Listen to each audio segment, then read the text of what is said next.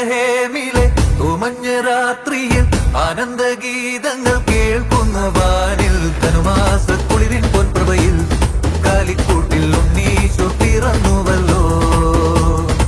കാലങ്ങളായിരം കാത്തൊരു പൈതൽ, പാലിന്റെ പാപങ്ങൾ നീക്കിയ പൈതൽ ഇന്നീ ഭൂവിൽ പിറന്നുവല്ലോ. ഈ കാലിക്കൂട്ടിൽ ഉണ്ണീശോ പിറന്നുവല്ലോ. കാലിക്കൂട്ടിൽ ഉണ്ണീശോ പിറന്നുവല്ലോ.